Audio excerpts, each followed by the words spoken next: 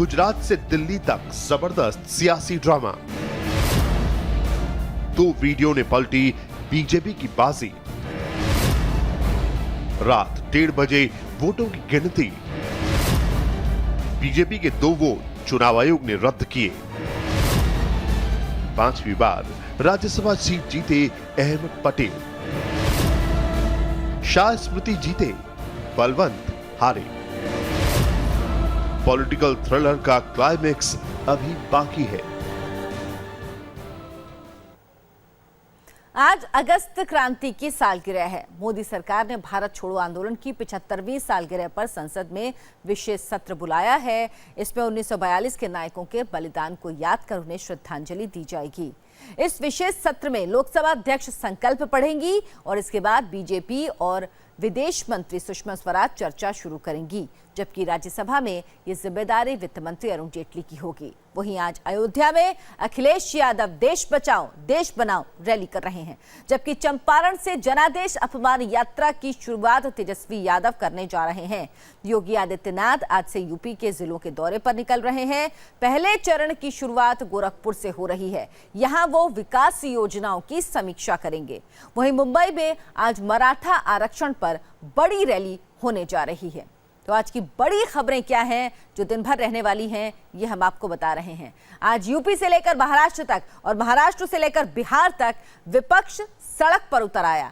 अयोध्या से देश बचाओ देश बनाओ रैली के बहाने अखिलेश यादव जनता को ये बताने की कोशिश करेंगे कि 6 महीने में जहां योगी सरकार यूपी में फेल रही, वहीं मोदी सरकार की नीतियों की वजह से देश के किसान और गरीब परेशान हैं। बिहार के चंपारण से आरजेडी जनादेश अपमान यात्रा की शुरुआत कर रही है। तेजस्वी यादव और तेज प्रताप यादव इस यात्रा के जरिए जनता को यह समझाने की कोशिश करेंगे कि नीतीश कुमार ने किस तरह जनादेश का अपमान कर बीजेपी के साथ हाथ मिला लिया। वहीं मुंबई में आज मराठा आरक्षण की मांग को लेकर एक बड़ी रैली होने जा रही है। इस रैली को कांग्रेस के साथ साथ शिवसेना ने भी समर्थन दिया है। उधर गुजरात में राज्यसभा चुनाव को लेकर हो रही उठापटक में आखिरकार अहमद पटेल की जीत के साथ खत्म हो गई। चुनाव का ऐलान होने के साथ ही अमित शाह और स्मृति ईरानी की जीत तय थी, लेकिन अहमद पटेल का मामला फंसा था। कल वोटिंग के बाद भी सियासी ड्रामा खत्म नहीं हुआ। कांग्रेस के 2 बागी विधायकों ने वोट रद्द कराने के लिए कांग्रेस ने गांधीनगर से दिल्ली तक जमीन आसमान एक कर दिया।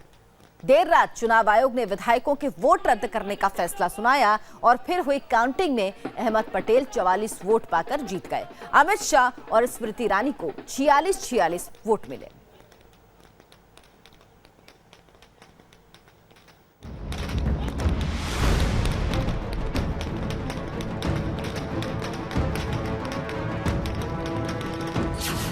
खत्म हुआ हाई वोल्टेज सियासी ड्रामा। काफी मेहनत करनी पड़ी।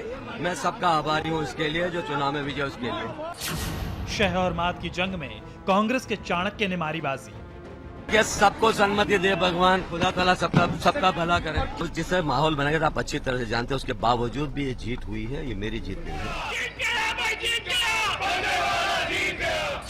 44 वोट लेकर फिर राज्यसभा पहुंचे अहमद पटेल। बिल्कुल राहुल जी के नेतृत्व में कांग्रेस मजबूत होकर बाहर आएगी और हम लोग चुनाव जीतेंगे।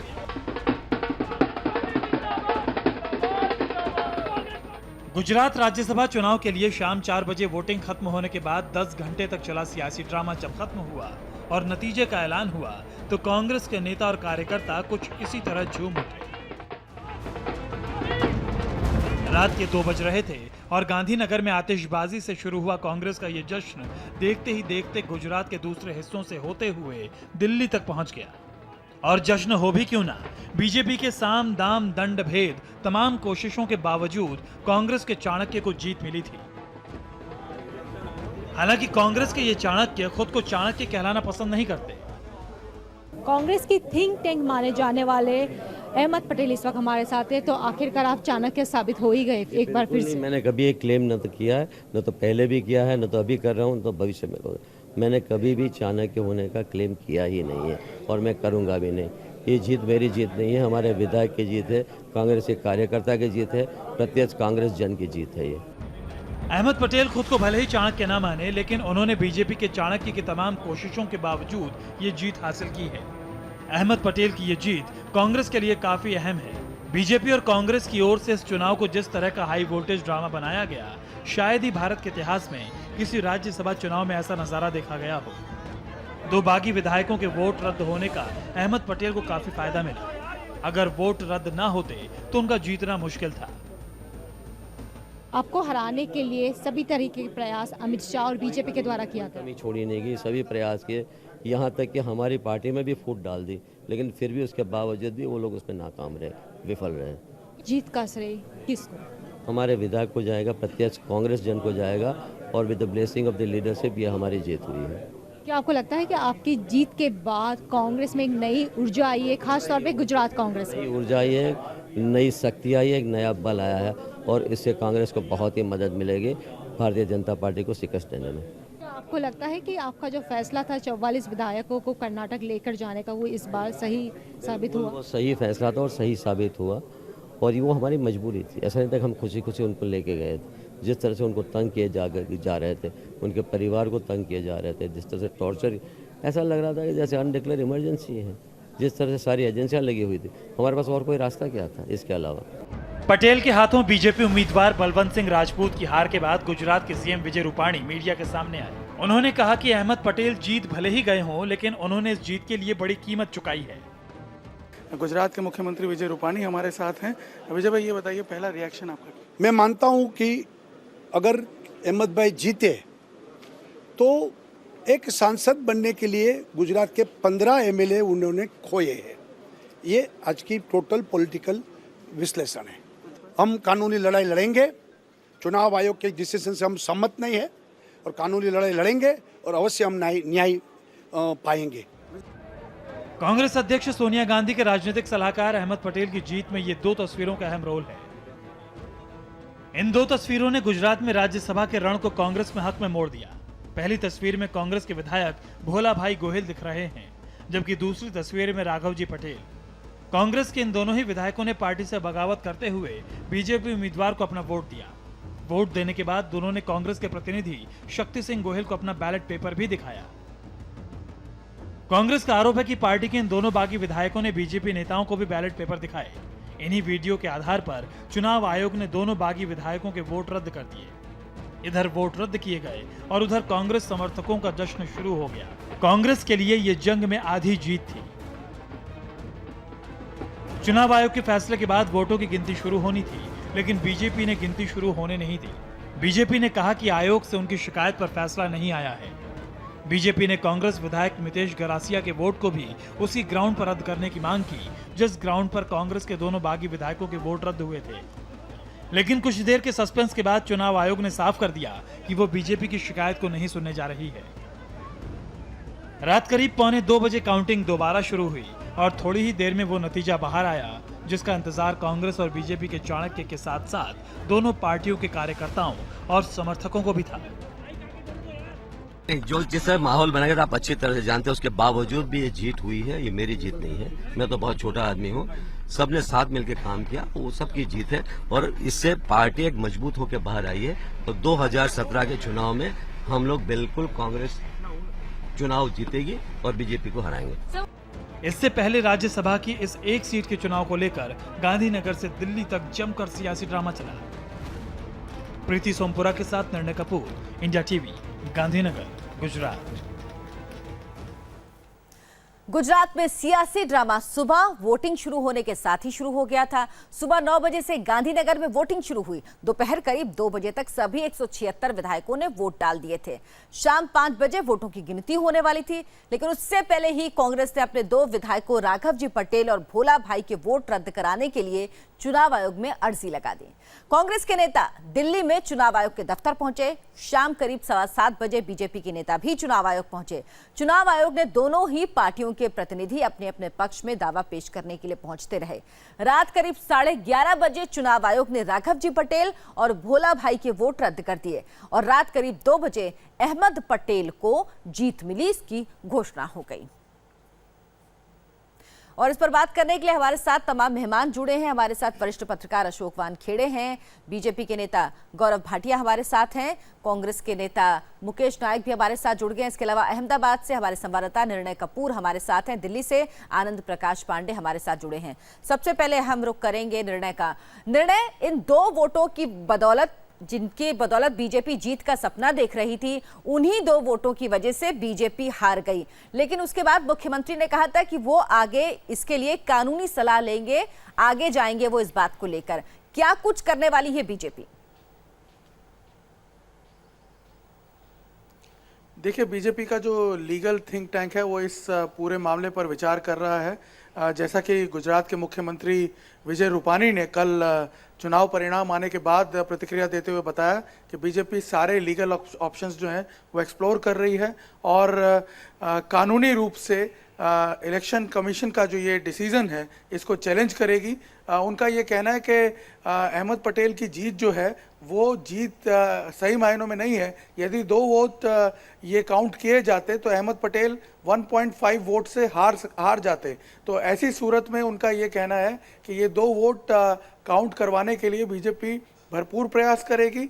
और उनका ये कहना है कि जो वीडियोस हैं उनको भी टोटलिटी में नहीं देखा गया है, क्योंकि वीडियो में जो शक्ति सिंह गोहिल के बारे में टिप्पणियां की गई हैं बीजेपी के उप मुख्यमंत्री द्वारा यहाँ गुजरात में, उन्होंने ये कहा है कि Shakti Singh Gohil as a representative जिस तरह से अपनी सीट से खड़े होकर के ओवर रिएक्ट करते हुए दिखे हैं वो भी कानूनी रूप से सही नहीं है। इसलिए तमाम उन ग्राउंड्स को तलाशा जा रहा है और उसके आधार पे अब कानूनी स्टेप्स जो हैं उसकी प्रक्रिया शुरू की जाएगी। कानूनी लड़ाई भले ही बीजेपी लड़े, क्योंकि ऐसे कई कानूनी मसले अभी भी कोर्ट में हैं, लेकिन वो लंबी चलती है। लेकिन एक बात तय है, कांग्रेस की जीत हुई और जीत होती है, चाहे वो आधे वोट से हो या वो 1 वोट से हो। मुकेश जी, सबसे पहले तो आप लोगों को बधाई। आप लोगों ने जो आपके लिए सीट प्रतिष्ठा का प्रश्न बनी हुई थी, सिर्फ आपके लिए नहीं बीजेपी के लिए भी, उसको हासिल करने में उसको आपने सफलता से हासिल कर लिया।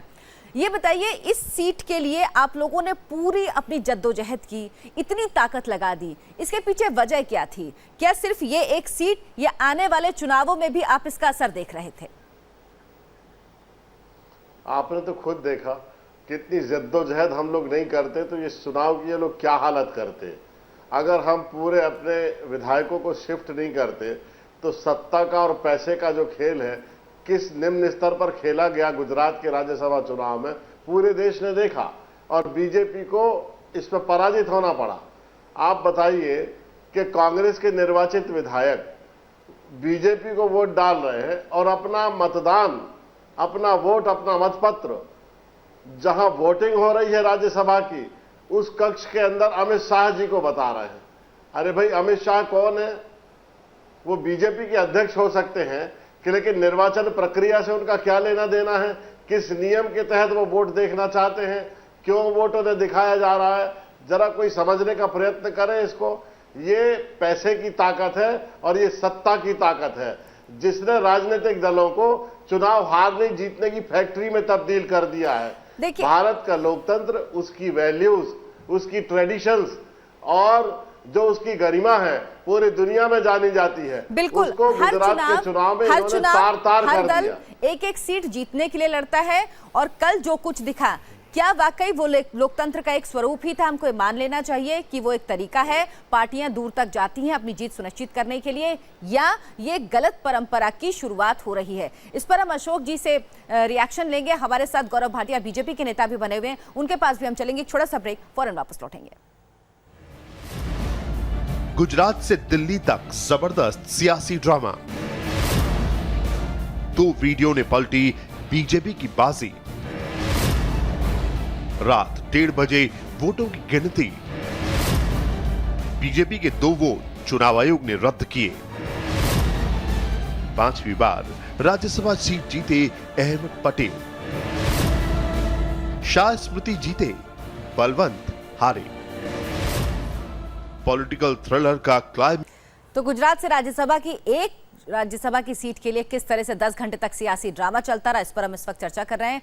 गौरव भाटिया बीजेपी के नेता भी हमारे साथ हैं। गौरव, आप लोगों ने बड़ी आक्रामक तैयारी की थी अहमद पटेल को हराने के लिए। क्या आपको लगता है कि जो दो अति उत्साहित विधायक थे, कांग्रेस के जो बागी विधायक थे, उनकी वजह से आप हारे, या आपकी रणनीति में कहीं ना कहीं कमी रह गई इस बार? नहीं अर्चना जी, सबसे पहले तो मैं श्री अमित शाह जी को, स्मृति ईरानी जी को और अहमद पटेल जी को बधाई देना चाहता हूं चुनाव जीतने के लिए। और दूसरी बात मैं ये कहूंगा कि चुनाव में जीत हार लगी रहती है, लेकिन एक बात स्पष्ट है कि हम लोग 2 सीटें जीते और उसके अलावा तीसरी सीट पे भी बहुत ही कड़ी लड़ाई हुई। ठीक ये बात कि हम लोग वो सीट नहीं जीत पाए, लेकिन इससे कोई फर्क नहीं पड़ता। कम से कम भारतीय जनता पार्टी ने दिखा दिया। ये बात आप लोगों को कल क्यों नहीं लग रही थी कि वाकई अगर ये सीट आप नहीं जीतेंगे तो कोई खास फर्क नहीं पड़ेगा? अर्चना जी मैं बताता हूँ, सुनिए अर्चना जी, देखिए चुनाव आयोग का जो निर्णय आया वो किसी ने ये नहीं सोचा था कि चुनाव आयोग जो है 2 वोटों को रद्द कर देगा, इसलिए चुनाव के परिणाम बदल गए। लेकिन प्रजातंत्र में पहली बात तो जो भी संवैधानिक संस्था है उनका आदर होना चाहिए। दूसरी बात, जैसा कि श्री विजय रूपानी जी ने कहा है कि जो भी हमारे पास लीगल रेमेडी है हम उसको अवेल करेंगे, लेकिन जब आप हारे हैं तो भी आपको ग्रेस मेंटेन करना है, बिल्कुल विरोधियों को उनको जीत की बधाई भी देनी है। और मैं समझता हूं यही स्वस्थ राजनीति होगी और हमेशा से भारतीय जनता पार्टी ने ऐसी ही राजनीति करी है। बिल्कुल बिल्कुल ठीक कह रहे हैं आप कि जो जीता है उसको बधाई देना। और वाकई जब चुनाव होते हैं तो एक पार्टी जीतती, एक पार्टी हारती, कोई कैंडिडेट जीता, कोई हारता है, यही तरीका है और यही होता आया है। हमारे साथ अशोक वानखेड़े जी भी हैं, उनके पास भी हम चलेंगे। एक छोटा सा ब्रेक, फौरन वापस लौटेंगे। से दिल्ली तक जबरदस्त सियासी ड्रामा, 2 वीडियो ने पलटी बीजेपी की बाजी। रात 1:30 बजे वोटों की गिनती, बीजेपी के 2 वोट चुनाव आयोग ने रद्द किए। 5वीं बार राज्यसभा सीट जीते अहमद पटेल, शाह स्मृति जीते, बलवंत हारे। पॉलिटिकल थ्रिलर का क्लाइमेक्स अभी बाकी है। गुजरात में राज्यसभा चुनाव में 2 वोट से बड़ा खेल हो गया। 2 वोट ने अहमद पटेल को जीत दिला दी, तो वहीं 2 वोट बीजेपी की हार की वजह बने। कांग्रेस और बीजेपी के लिए यह चुनाव प्रतिष्ठा का प्रश्न था। बीजेपी ने प्लानिंग पूरी की थी, लेकिन कांग्रेस के 2 बागी विधायकों की छोटी सी गलती ने सारे किए कराए पर पानी फेर दिया।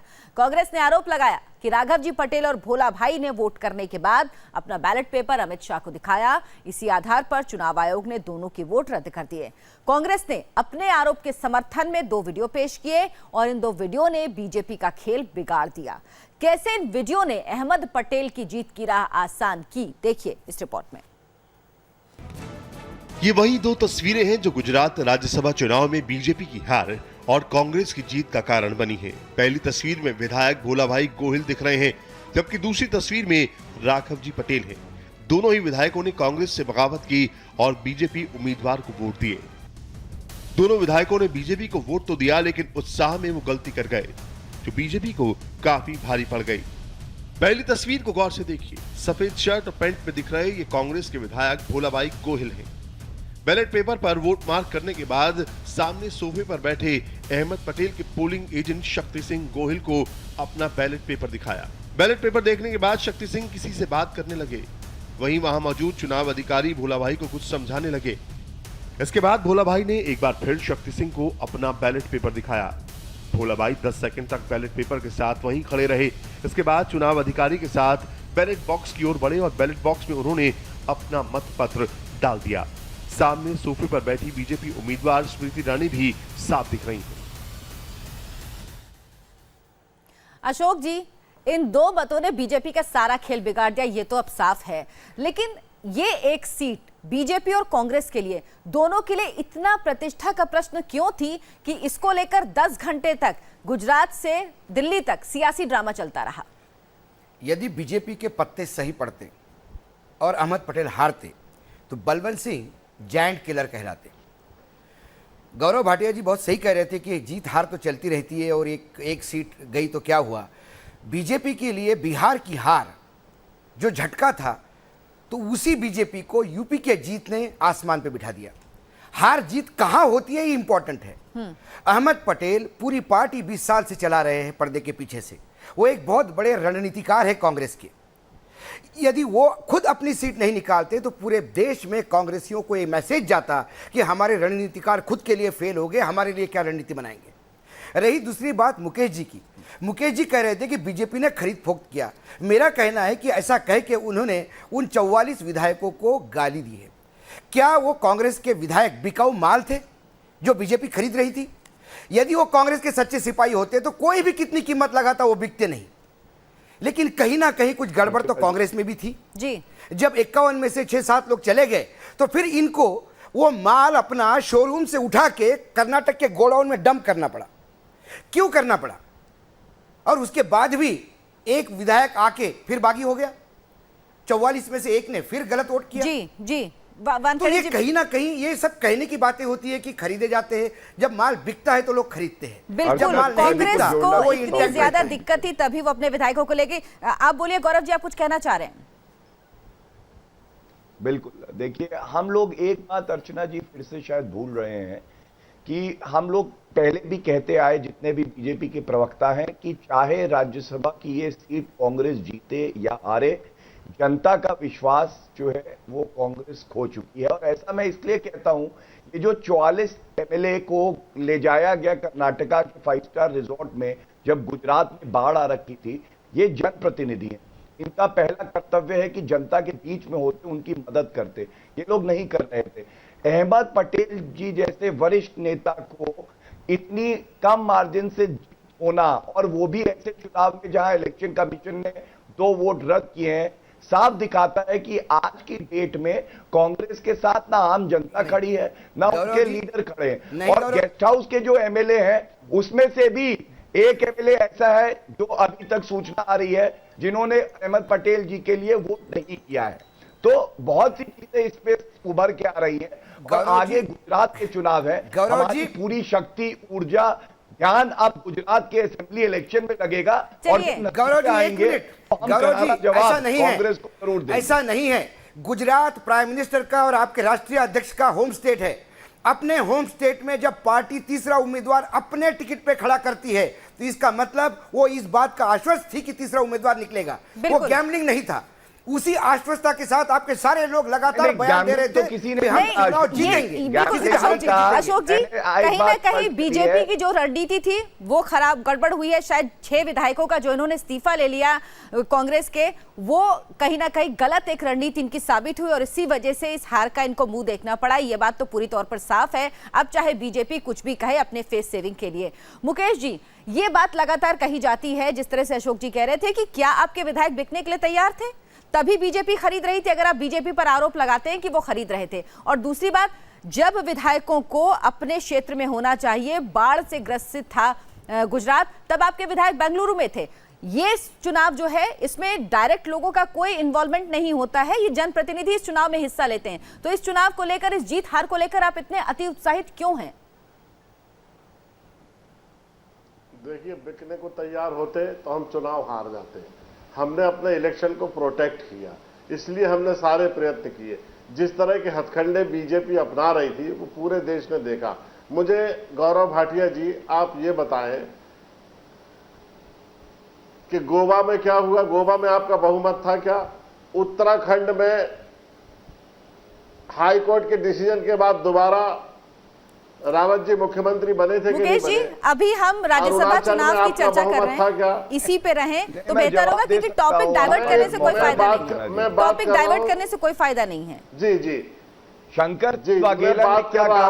राजनीतिक अप्रोच की, तो आप ही की पार्टी पीछे मत जाइए। ज्यादा पीछे जाएंगे तो आपने भी झारखंड के सांसद खरीद के अपनी सरकार बचाई थी पैसा दे के, और उनको सजा भी हो गई पैसा लेने के लिए। और पीछे मत जाइए, और गुजरात पर रहिए, ज्यादा अच्छा है। बिल्कुल, और गुजरात का भी आपका इतिहास कुछ इसी तरीके का है, तो अगर इतिहास में जाएंगे तो सबके निकल के आएंगे। इसीलिए बेहतर है कि आज के समय की बात करें जो ये चुनाव हुआ है। अशोक जी, मेरा एक सवाल आपसे है, कल जो कुछ हुआ उसमें लोगों का कोई इन्वॉल्वमेंट नहीं होता, चुने हुए प्रतिनिधि वोट देते हैं, लेकिन लोगों के मन में कल एक सवाल आया पूरा ये सियासी ड्रामा देख के कि क्या ये लोकतंत्र का एक स्वरूप है और इसको इसी तरह से लेना चाहिए, या ये गलत हुआ, ये लोकतंत्र में गलत परंपरा को कल से पैदा कर रहा है? नहीं, मुझे लगता है कि जितनी सोबरनेस गौरव भाटिया में है, इतनी सोबरनेस सभी बीजेपी के नेताओं में होती तो शायद ये बात नहीं होती।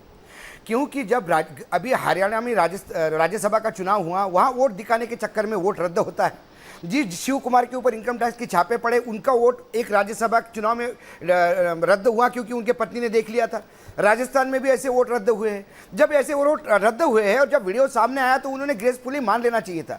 जो ग्रेसफुलनेस अभी दिखा रहे हैं हमारे मित्र गौरव जी, वो ग्रेसफुल तब तो रात को यदि आप देखते हैं तो क्या एग्रेसिव थे कि ऐसा कैसा, अभी भी कहते कि हम चुनाव सुप्रीम कोर्ट में जाएंगे। आप बिल्कुल जाइए, लेकिन जो एक जगह गलत है, जो राजस्थान में गलत है, जो हरियाणा में गलत है, जो कर्नाटक में गलत है, वो गुजरात में सही नहीं हो सकता। बिल्कुल सही बात है। और अक्सर देखा गया है कि राजनीतिक दल ऐसे ही होते हैं, अपने लिए कुछ और नियम, कुछ और कायदे कानून मानते हैं और जब दूसरे के लिए आते हैं तो कुछ और कायदे कानून मानते हैं।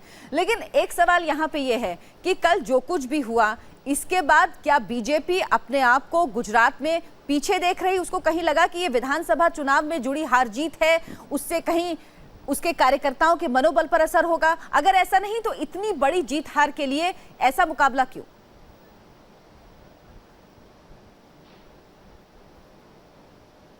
मुझे अर्चना जी, आप मुझसे जी पूछ रही हैं? जी गौरव जी। नहीं, देखिए अर्चना जी, मैं इतना ही कहूंगा कि इसको विधानसभा चुनाव से जोड़ के देखना उचित नहीं होगा। भारतीय जनता पार्टी के पास बहुत ही मजबूत नेतृत्व है, वहां पे हमारा संगठन मजबूत है और जैसा मैंने कहा, यहां से पूरी ऊर्जा, पूरी ताकत और हमारी पूरी प्लानिंग गुजरात की असेंबली इलेक्शन में ही लगेगी। और मैं एक बात और स्पष्ट कर दूं, जब कांग्रेस के 57 एमएलए में केवल 44 रह गए थे और गेस्ट हाउस ले जाए गए, वहां भारतीय जनता पार्टी के 121 एमएलए गुजरात में ही थे, लोगों के आपने तो रेट भी पढ़वा दी, वो अपने एमएलए ले गए, तो क्या बात कर रहे हैं आप? कल आपके कानून मंत्री डेलीगेशन के साथ जाते हैं चुनाव आयोग, ये क्या दबाव बनाने की रणनीति नहीं है? अगर ये रेड हम नहीं पढ़वाते, पहली बात तो जान लीजिए, income tax department, ED, CBI, ये सब स्वतंत्र एजेंसीज हैं। ये कांग्रेस की यूपीए सरकार नहीं है कि पिंजरे का तोता बना के उनको चलिए, सब जब जो मास्टर को बुलवाना है। और अगर 10 करोड़ रुपए क्या भाटिया जी, तो आपके जवाब वकील है, कांग्रेस को देना है। भाटिया जी आप वकील है, अभी हाई कोर्ट ने एक इनकम टैक्स रेड में कहा, कौन से एमएलए को रुपया दे रहे हैं? एक चीज बताइए गौरव जी, कल कानून मंत्री देश के एक चुनाव आयोग गए, चुनाव आयोग कानून मंत्री को रिपोर्ट करता है, क्या ये सही परंपरा थी, सही तरीका था? हालांकि उन्होंने कहा कि वो बीजेपी नेता के तौर पर आए हैं, लेकिन वो देश के कानून मंत्री, इस बात से कोई इनकार नहीं कर सकता।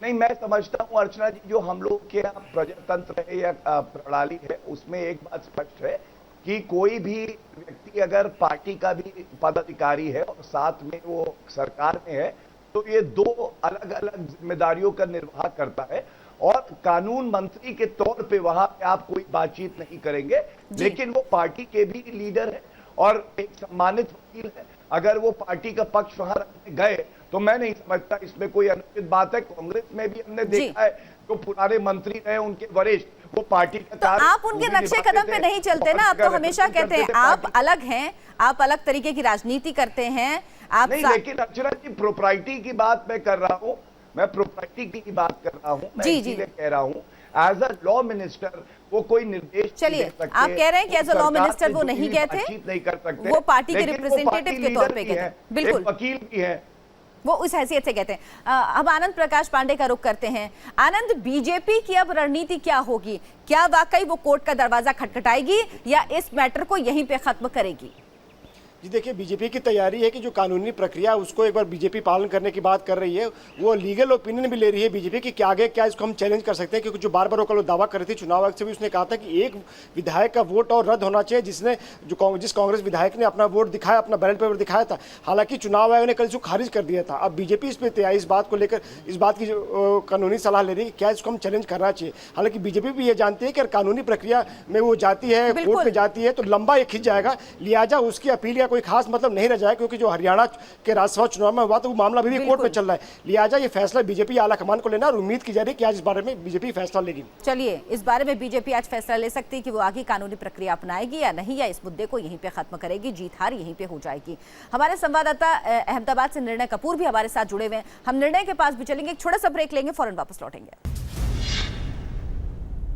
हम सीधे निर्णय का रुख करेंगे। निर्णय, अब सवाल यही है कि शय और मात के खेल में थककर चूर बीजेपी और कांग्रेस के नेता आखिर अब क्या करेंगे?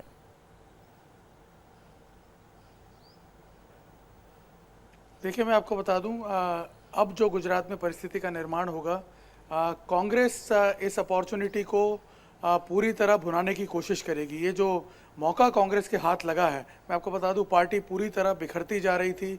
पिछले 6 महीनों से लगातार पार्टी में फैक्शनिज्म की खबरें बाहर आ रही थी। ऐसे में एक मैसेज अब देने की कोशिश की जाएगी कांग्रेस की तरफ से कि वो वापस मजबूत होकर उभर रही है। कार्यकर्ताओं में हमने देखा अचानक एक नई स्फूर्ति देखने को मिली। इस तरह का जश्न कभी कांग्रेस में पहले देखने को नहीं मिला था लंबे समय से। तो कहीं ना कहीं कांग्रेस इसको अपने आप को रीग्रुप करने की कोशिश करेगी, वापस अपने आप को खड़ा करने की कोशिश करेगी। और बीजेपी, मैं आपको बता दूं, बहुत फास्ट लर्नर है, अपनी गलतियों से बहुत जल्दी सीख भी लेती है। ऐसा हमने कई बार ऑब्जर्व किया है पास्ट में। और कोशिश बीजेपी की यही रहेगी कि विधानसभा चुनाव पे इन परिणामों का कोई असर ना पड़े। बिल्कुल, क्योंकि बीजेपी का यही कहना है कि सीधी वोटिंग इसमें नहीं होती है, जनता सीधे तौर पर इन्वॉल्व नहीं होती है। जहां कांग्रेस इस सीट को अपनी जीत मान रही है, गुजरात के विधानसभा चुनावों से जोड़कर देख रही है, वहीं बीजेपी का कहना है कि भले ही राज्यसभा सीट कांग्रेस को मिल गई हो, लेकिन फिर भी हार उसकी हुई है क्योंकि 15 विधायक उसने अपने खो दिए हैं इस एक सीट के लिए। आप सबका बहुत बहुत धन्यवाद। गौरव भटिया आपका, मुकेश जी आपका, निर्णय आपका और अशोक जी आपका भी बहुत बहुत शुक्रिया हमारे साथ जुड़ने के लिए।